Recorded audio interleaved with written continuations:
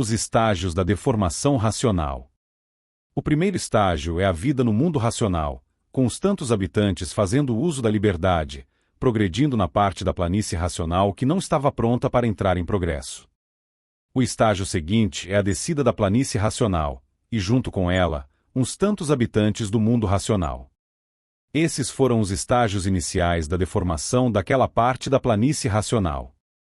Veio daí a formação do astral superior e do astral inferior, com a descida da planície racional, porque conforme descia, ia abrindo esse buraco cósmico universal. Então, nesse estágio, ficaram no astral superior uns tantos habitantes e no astral inferior, outros tantos, enquanto os demais seguiam em cima da parte da planície racional.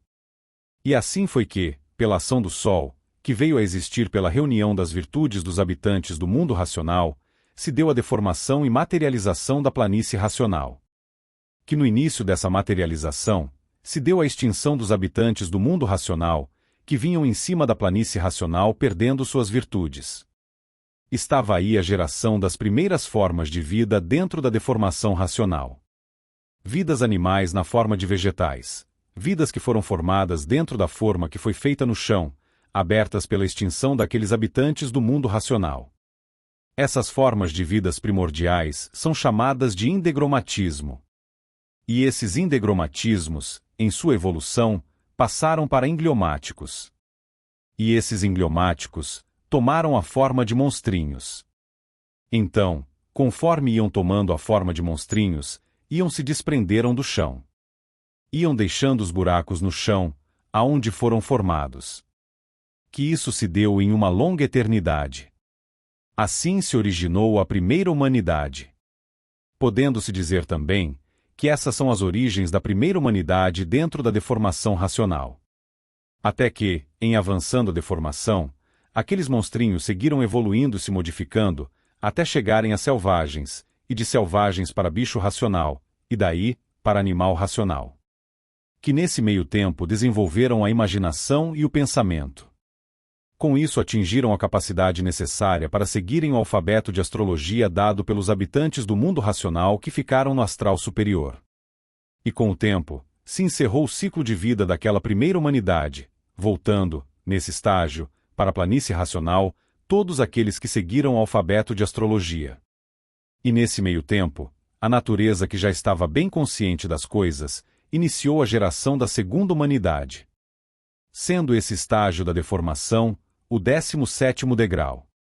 E isso se deu porque vieram acompanhando a deformação, uma infinidade de outros habitantes do mundo racional.